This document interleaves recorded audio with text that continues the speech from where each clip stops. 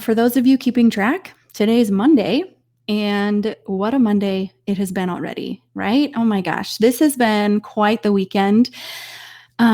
We are entering into Holy Week. We are entering into the time of Easter, and it looks a lot different this year, right?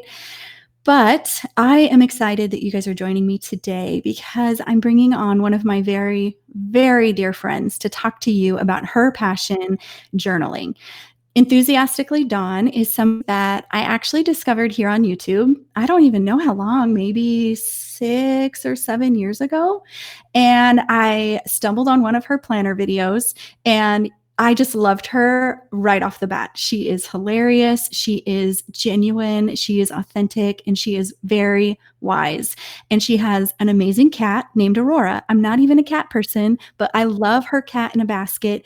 Adorable cameos in a lot of her videos. And I remember she happened to mention, I subscribed to her right away.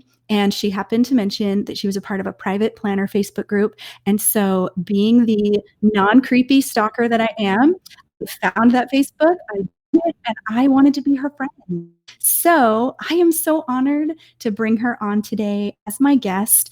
And I hope that you will join us, that you will ask questions in the comments if you're watching this live, and we will try to see if we can have time to answer some of those questions. And if you're watching the replay, thanks for watching. You can still comment as well. I will come back in as soon as I get the notification, and I am happy to answer those questions. But please welcome my very, very good friend, Enthusiastically Dawn.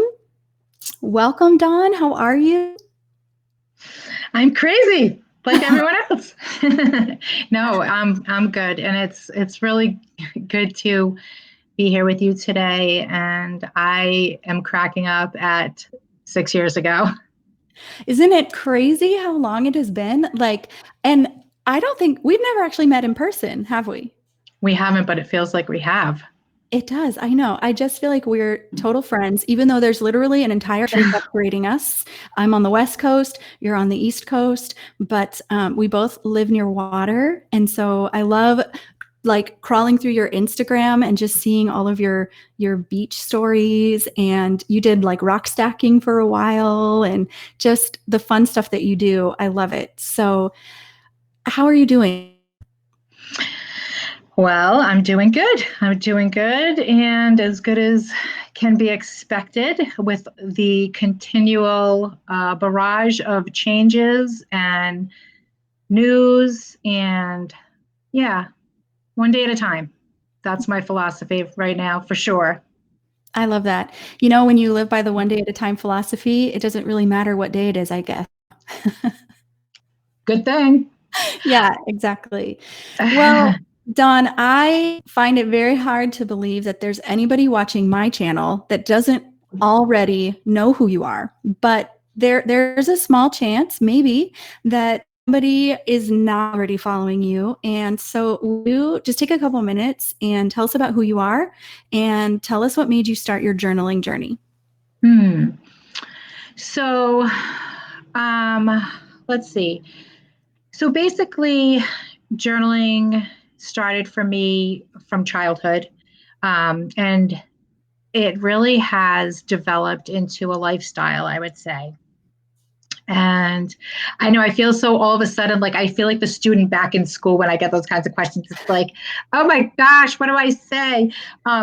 It is truly just such a part of my lifestyle. I almost don't think about it, but I think about it all the time. For me, I think I don't think there was one thing that made me start journaling, but I think over time I realized that journaling was something that helped me get through times of adversity as a teenager. And so also not only times of adversity, but just it became a place to go. And a connecting point, a place to be honest, like probably most teenagers. And I think I can remember, of course, wanting to have burn all the journals from the past at one point. And I Did you really made a actually do that, or did you want to do that? I talked about doing it actually after I became a believer, after I accepted Christ as my savior. I said, some of those journals are really incriminating. And the reason I did not want to get rid of the evidence of who I was before Christ was because um, I felt like I could see the before and after. Mm. Not that there's a transfer. And so with journaling for me, it's that uh, reflection, yes, but the transformation, the actual ability to see there's who I was. This is who I am now. And there is such a difference. Now, don't get me wrong. That doesn't mean I don't want to make it be all it's like roses and flowers and whatever. But I don't want to forget because we do forget. Yeah. We really do forget. And I mean that just for journaling in general. We forget so much of the day. We forget so much of the lessons of life, with relationships. We make the same mistakes. And so I think there's a lot of value to keeping archives of journals and looking back with intention and seeking, what there is to be found there, I Yeah. mean, remember is my one word for the year, by the way. And I think God is really using it this year for me. I love it. I love it. My friend Emily is watching. Thank you for joining us, Emily. And Hi, she says Emily. she journals every day. It's actually her prayer journal, and it helps her stay Yes. focused on God's word. That's so good. That's actually my primary journaling reason is the same. It's I use it just to write out my prayers. I feel like my prayers are more like the Lord knows our hearts. We don't have to have all of the right words, but for Yes. me, it helps me to articulate better rather than, just reciting the Lord's Prayer or something like that, which is great and super valuable. But like you said, it ends up becoming an archive of my transformation, right? And I can go back and look at the prayers he's answered because we forget. We pray these prayers and then we go on our very day. And it's, so it's nice to see kind of that journey. So Mm-hmm. that's really good. Mm. I journaled a lot when I was a teenager for the same reasons. It was before I became a Christian, and unfortunately, or fortunately, I don't know, I actually did get rid of them. When I had Mm. kids, I was like, I never want my kids to read these. And now I have so many regrets. I'm like, my kids are Mm. adults, and I think it would have been really nice for them, in appropriate times to see, like, I know how you're feeling. I've been there, Yeah. so Yeah. yeah. Yeah. Unfortunately for me, I think the earliest one I have is 18. I would have liked to seen the ones before 18 because I think those are really valuable. But when I actually a teacher of a human relations class in a human relations class had the class keep a journal together. And you know what? Now that you mention it, this was the beginning. This is the first journal that I have that I saved Wow. because I was graded on it. It's hilarious, this thing. And he would read it. Um, and there was two times during my schooling that happened. It was a human relations class and then another class with a phys ed class for teaching. And and the teacher also had us, and that was further on, and he had us do that too. And I'll tell you, that was both times were very powerful to share the journal in that way. Um, and I have a story about that. I'll have to tell you about one of the teachers sharing something, but powerful. Um, and we should talk maybe a little bit about audience and a lot of this stuff that's happening, with social media and journals can be very intimidating, I think, because really, for the most part, I think journaling is something that is powerful when you can do it naked from your soul.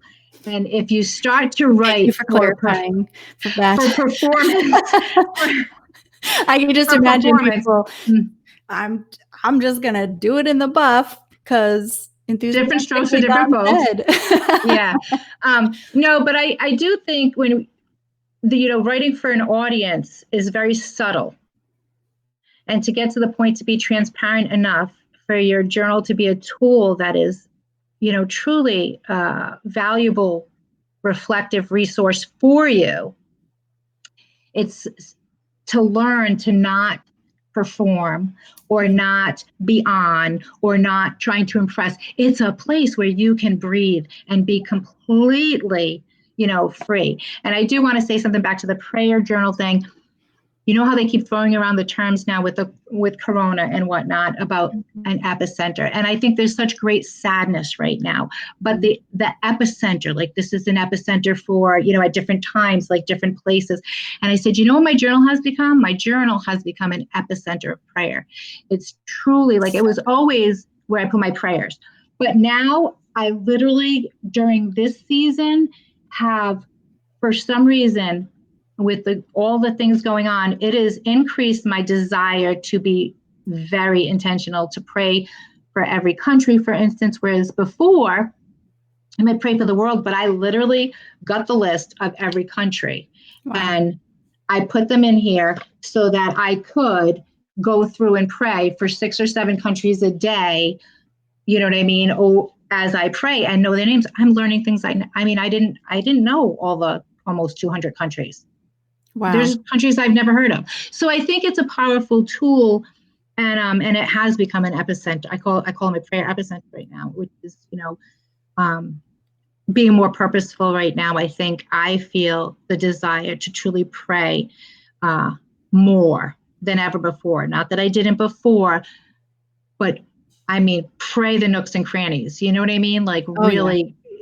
So yeah, I love that. I love that. Tina just joined us and says hello. Hi, Tina. How are you? I'm so glad that you guys are joining us. So, Dawn, we are all stuck at home. Pretty much most of the states have an at-home order right now. I believe it's the same in your state. Is that correct? So here in California, beaches are closed, parks are closed. They say if you want to go out and take a walk, you just stay in your neighborhood, that thing. So how are you spending your time right now at home? What does your day look like? Yeah. So my day generally, I get up, do the dog's business with him. And basically, I've really tried to let go of, it's funny, right before this all happened, I was being like, it's the new year, January through, March, and I've got my goals and I've got, I'm going to do this and I'm going to be really structured with my routine. Hello. So, and then Corona happens. Right. And there goes these routines that I'm just like, finally, like I've got it. So I was like, I've got it. Like I've got my routines. And so here's an interesting thing that I've kind of done. I've just said, you know what, let it go, let it go. So there's like my 3 B's that I say I like to get done. So in the morning, I would be like, okay, before like 7 o'clock, these things need to happen now. I don't really care when they happen, as long as they happen every day. You know what I mean? And so my 3 B's are like, read the Bible, make my bed, and take care of my body. And I've added brain to that. I love it. Brain and beauty, but beauty is more about making sure to appreciate something beautiful daily, because that I think feeds the soul. But I think just letting go of like, oh yeah, by 8 o'clock, I'm going to go be at work and I'm going to be sitting at my desk and I'm not going to have any distractions around. And I'm going to be able to focus and get stuff done. And I think by, what are we in, week 4? I don't know. Like I've just totally, I know that I like to make the bed. So I don't care if it's at 8 o'clock at night. If that bed is made, I'm a happy person. Yeah. You know what I mean? It's like, it's not about, okay, it's about being a little loose, you're making me feel bad though, because I actually totally forgot to make my bed this morning. So now I'm like, guess what I'm going to do when I get off this call? Now, let me just tell you why I like to make the bed. I just like to make the bed because, well, first of all, my mother made me crazy like that. No. But I like to make the bed because it's a small thing that is a great accomplishment, because if I do nothing else and the bed is neat, and then I feel like it gives you a sense of control, which then gives you some peace, right? I look in the room and I'm like, the house is a mess. Hopefully not, but sometimes, whatever. But the bed is made. And when I go to get in it, I know that I got a fresh start in the morning. I can get in that bed, go to sleep, wake up, and we'll do it again. But yeah, so, and then taking care of my body. We're fortunate because we do have some exercise equipment in the gym, but obviously I love fresh air every day. That is the thing. I try to get outside for fresh air because nature, I think just taking in the trees, getting away from so like screens, I think for me is a huge thing. We're kind of stuck to screens in some ways Yeah. because that's how we're connecting. But I think it's really important to get under the sky and look at things that are not man-made. Is that Mhm. like, that's just for me hugely important. And journaling even outside. As a matter of fact, today I'm hoping to get outside. It's really nice here today and get outside and straighten up our patio. So I like to have my morning coffee and quiet time out on the patio if I can. And that's what I'll be looking to do. So I usually really start the morning though with a few chores. I think because I had the running start of the year, that's helped keep things decent in the Yeah. sense of like, I know, I mean, obviously the dog has to go out, otherwise we have a problem. But Right. certain things animals need to eat. I don't have little ones running around, so that's not a problem. I have one 19-year-old, and And your dog is Banjo, is that right? yes, Banjo, the the most most interesting interesting. dog in the world. Yeah. So it's so important. He has to take care, you have to take care of that, of course. Yeah. And like, so some people might have like, so I have my things to do before I'll even have coffee and sit down. Because to me, if I have the coffee, I want to sit down. Mm-hmm. So I'm always getting distracted with ideas and things, though, so God has to kind of be just like, Yeah. sit down. Oh, okay, sit down. Oh yeah, and I got this idea, right? Well, so I'll keep an extra journal by myself. Like I have my journal that I'm in for prayer, but I also kind of keep sticky notes or something around. But God, I got this really good idea. Can I run this by you afterward? Like we're done with praying for this, these Yeah. important things. Yeah. I So, love it. I love it. but That anyway, but that brings anyway, us that brings me to my next question. We're the whole point of this series that I'm doing is just trying to figure out how other people are keeping it together in this time of crisis. I'd love for you to talk a little bit about why journaling is so important during this time. And then even if you mind giving some tips to somebody who's never journaled before, like where do they yeah. even start? Yeah. So I would say, first of all, I think journaling is so important right now because I think the first thing, what I'm seeing and not appreciating is I think there's a lot of wonderful positive things happening that have come out of this. People are freely giving. I think that's beautiful. And that's one of the reasons, I have wanted to, you just feel like you just want to give, you want to do something. Yeah. So I think that is really wonderful. But another thing I see that I think journaling is hugely important for is for people to remember that not every thought or every idea or everything that we want to say should necessarily be shared publicly. Now, Wow. I think that that's a big challenge of our day. I see things sometimes on social media, perhaps Facebook, Instagram, wherever, Twitter. I don't spend a lot of time on Twitter. I just don't. Um, and I don't spend as much time as I used to on Facebook. I do love Instagram. And I think I like it because there's less opportunity for these kind of power plays I see. I think sometimes people forget that a journal might be the right place to put what they have to say before they take it public. I can't tell you how many times that has saved me and God has corrected me. And now where I'll start to be like, and then I'm Yeah. like, okay, so Lord, yeah, you tap me on the shoulder and you're saying, what is this attitude? Let's, okay, I'll delete it. But, and then it's like, no, put it to the journal and then look at it. And you might not, I don't want to say any names, but here's the thing. Honestly, not everything, there's a Bible verse, right? Ecclesiastes is one of my favorite books. I think it's Ecclesiastes 5:2. Uh, Let your words be few. God is in heaven, you are on earth. There's a reason why we don't, I mean, I think it's important to share words that are helpful and good more now than ever before. But I think it's important to value having a place to go with your raw, unfiltered thoughts before you share them, because you might want to put them through a filter of compassion or concern, or is this really, what am I hoping to gain from sharing this? Yeah. And I think for me, the journal is that, and it's also my place to touch base with God, right? Yes, definitely. But we can do that just in just Yeah. speaking in prayer too. But it does give you one more thing. I feel I need to, and so I would suggest to people, journaling is so important because it might save you some relationships and friendships when this is all over. Because we don't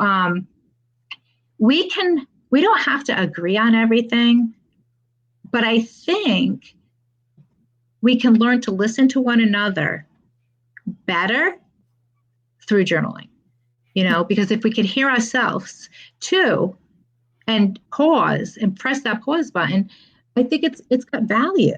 And I Yeah. mean, beyond that, self-reflection, um, helpful with relationships. Maybe, I'm going to put my ideas down here. And sometimes just getting them out of you on a piece of paper is something that helps like take the edge off, maybe. And you might come across in a way that is better.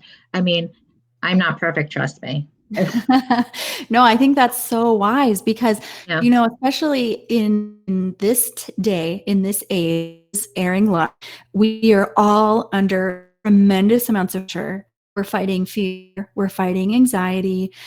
We are being bombarded with news conference after news conference, and there is inaccurate information being spread all over. So it's hard to know what to believe. So you have to go fact check exactly. everything, right? So there's just all of this stuff that we're dealing with that just emotionally causes turmoil in us, right? And so when we spout off unfiltered in public, it can cause repercussions that are long lasting. Whereas if you're able to put that down in a private journal, whether it's written or maybe you have like a Word document or pages on your computer or something, Absolutely. nobody else can see it, 24 hours, 48 hours, 36 hours later, you may look back on that and say, oh my gosh, that I like had low blood sugar or something. Like, I'm so glad I did that out loud, right? I don't even feel that way now. But if you put it out Yes. there in social media, it's out there forever.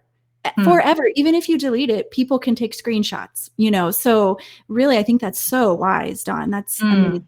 Thank you for sharing that.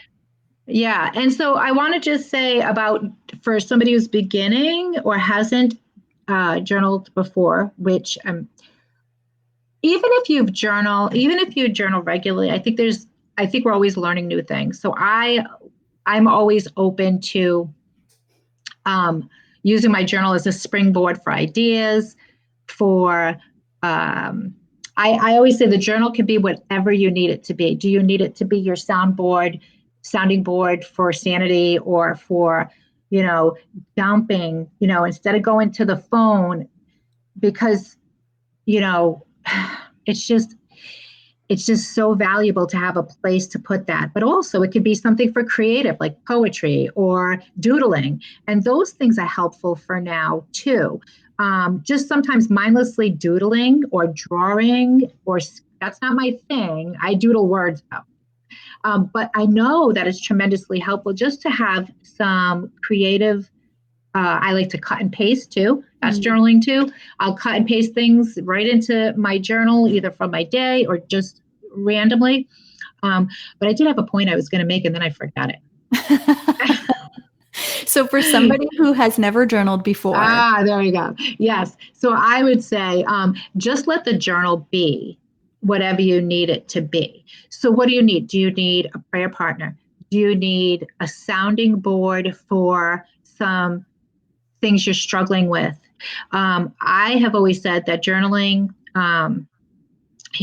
is it can be a lifesaver. I know, I have had my times with going through depression and or different challenges or seasons of sadness. And I think there's a lot of sadness right now, and rightfully so. I think we should be sad. I don't think we should shove that away, because I don't know about you, but when I look up at a screen and see a number, matter of fact, I wrote a poem about this, and I see a number, and that's reflecting lives that are lost, and it's a number, and it's just like a huge number. It is mind-boggling to me that it's just continuous. And I think we can't really process that completely. I think we're seeing it, we're assaulted with it, and we see these things and we take them in and we don't realize they trouble our souls. And to be able to go to a place and say, this is sad, this is horrible, there are people dying, it's not, and people to, and then you have some people who are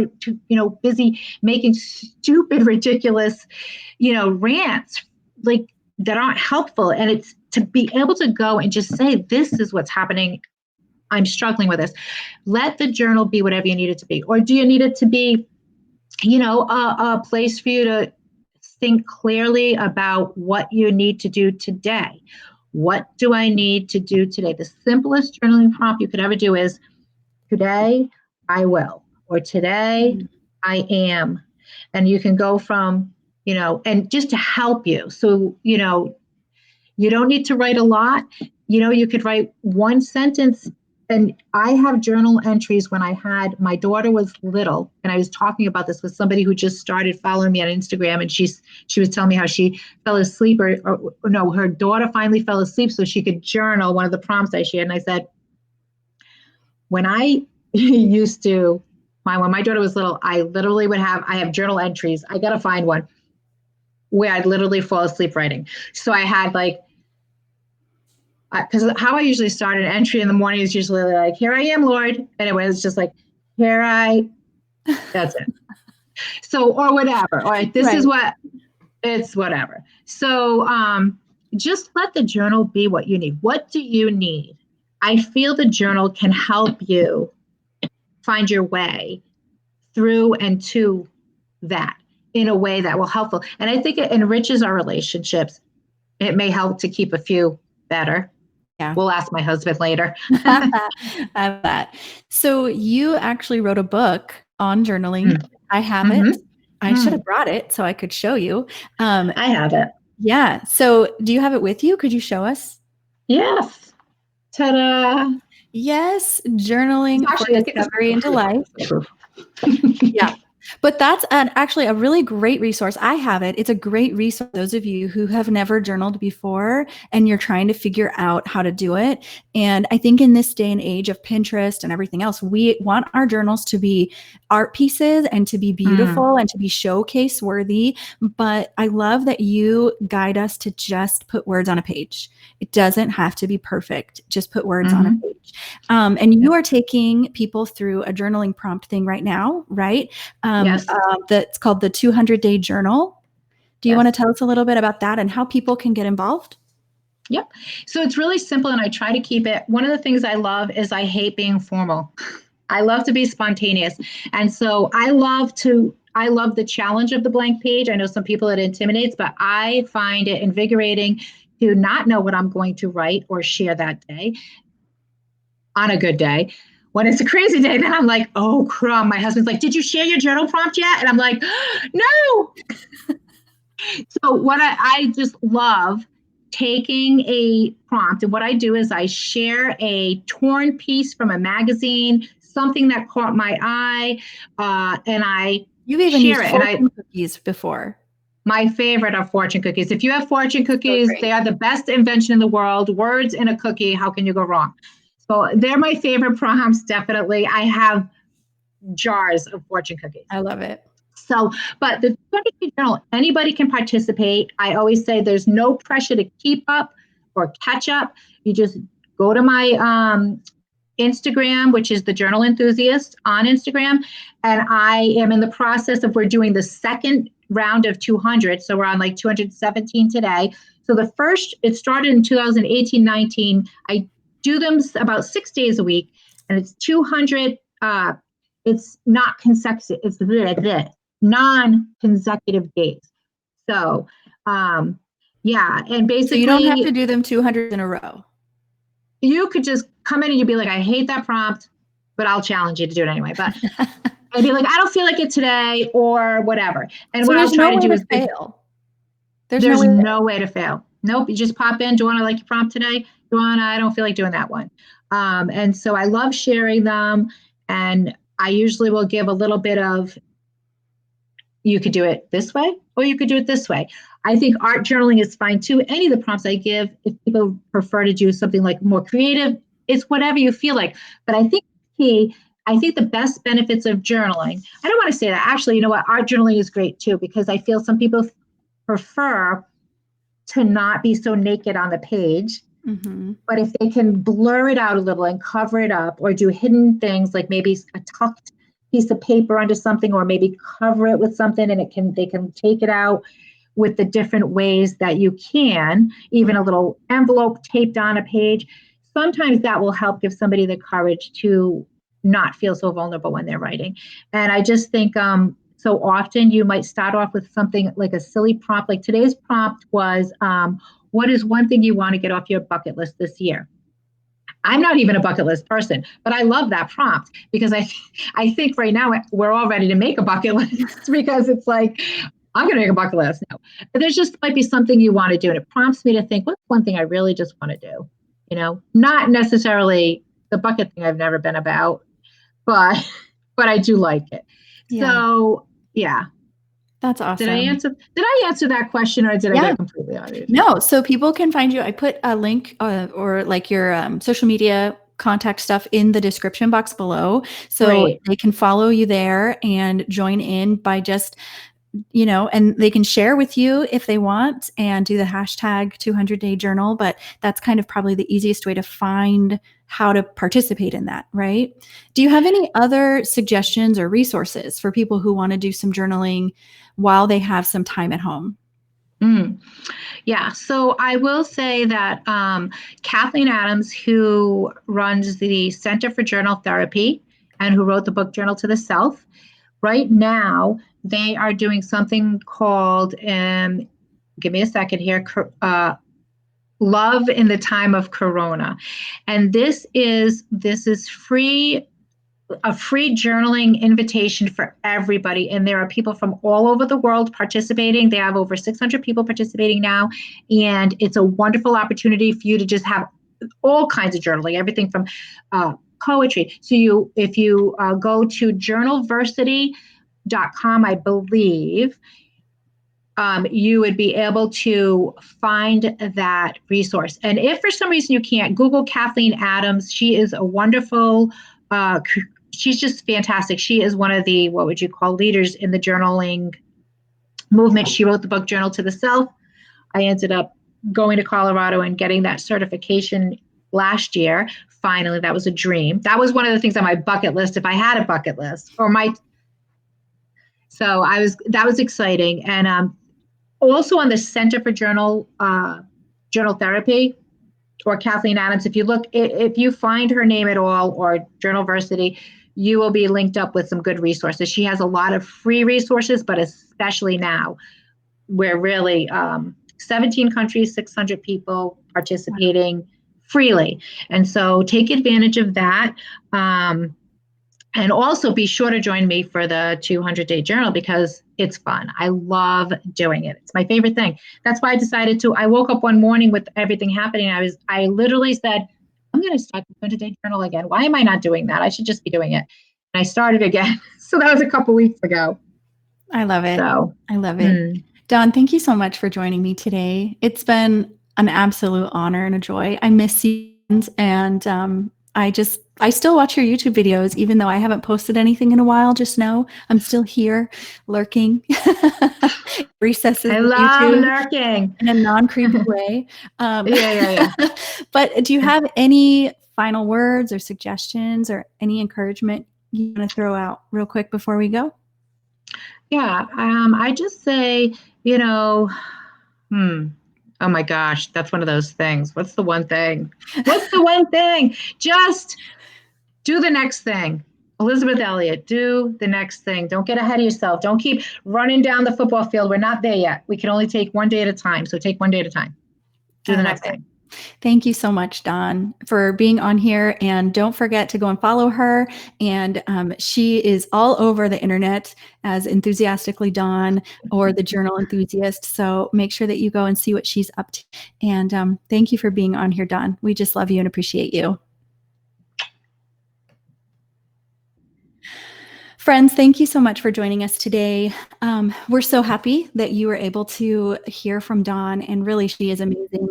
I hope that you will join me again on Friday. It is Good Friday, and so I know that you may already have previous engagements, but I will be going live again on Friday with another special guest. This time, I will be talking to a friend of mine from Ohio. Her name is Erica Hull, and she's formerly known as Chaotic, but she is now planning for better at Better Over Perfect. And she is going to come on and she's going to talk about, as a mother of 5 at home and a wife and an entrepreneur, how she's keeping it together in these times of crisis. And I can guarantee that you're going to find some great resources through her, and she will be able to encourage you well. So, friends, again, thank you for joining me today. And I hope that I can see you all again soon. Bye-bye and have a great week.